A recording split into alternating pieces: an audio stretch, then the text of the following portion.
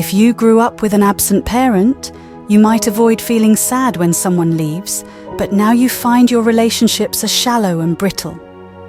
Or if you became highly independent due to an alcoholic caregiver, you might struggle to rely on others, leading to loneliness. We often don't see the connection between these behaviors and our past wounds. We just accept our symptoms, like being bad at love or feeling lonely, without questioning them. To heal, we need to understand ourselves better. Our happiness depends on becoming more self-aware. So how can we do that? It's a 7-step process. Step 1. Identify your symptoms. To start your journey toward healing, you need to become aware of the symptoms you're experiencing. These are the behaviors, feelings, and thoughts that cause you distress or hold you back.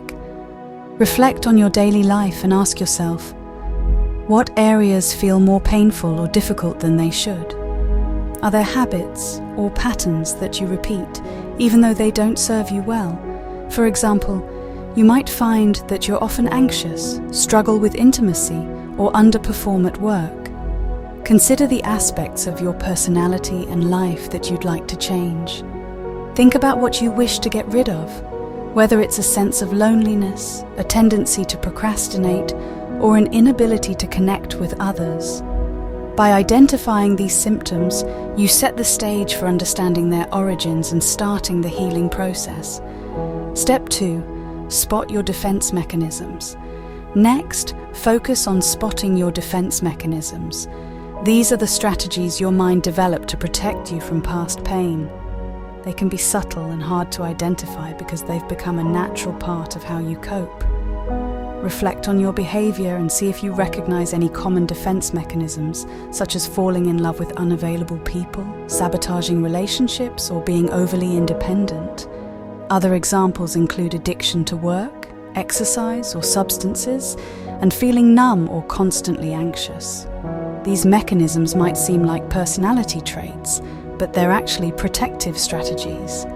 By recognizing them, you take a critical step towards understanding how your past influences your present. This awareness is crucial for dismantling these defenses and finding healthier ways to cope. Step 3. Understand the logic behind them. It's important to reframe how you view your defense mechanisms. Instead of seeing them as irrational or problematic, understand that they once served a protective purpose. Each defense mechanism has a logic that made sense in the context of your past experiences. For example, if you fall in love with unavailable people, it might be because it's safer than risking rejection or disappointment.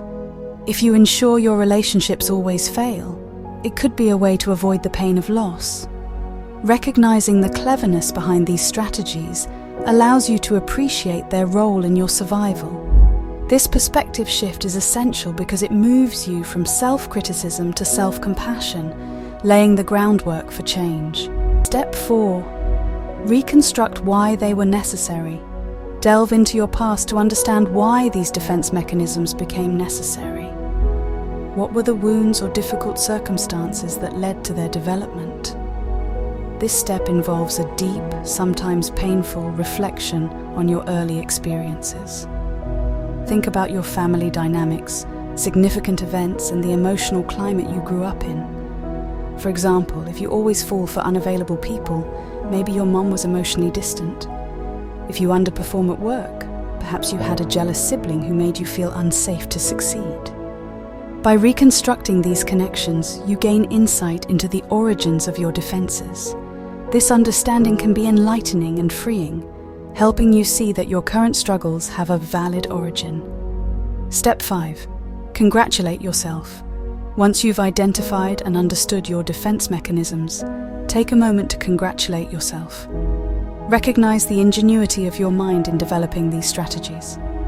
They were your mind's way of protecting you from severe emotional harm and helped you navigate through tough times.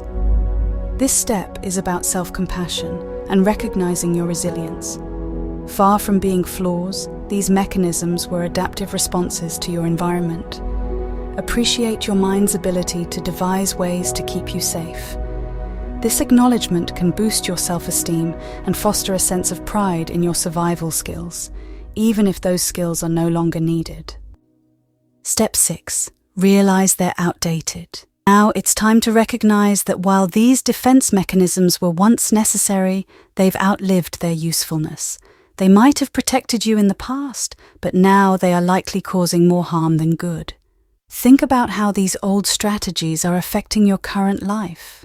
Maybe they're leading to loneliness, preventing deep connections, or causing you to underachieve. Understanding that these defenses are outdated helps you see that you don't need them anymore. They are no longer serving your best interests in your present circumstances. This realization is crucial because it sets the stage for letting go of these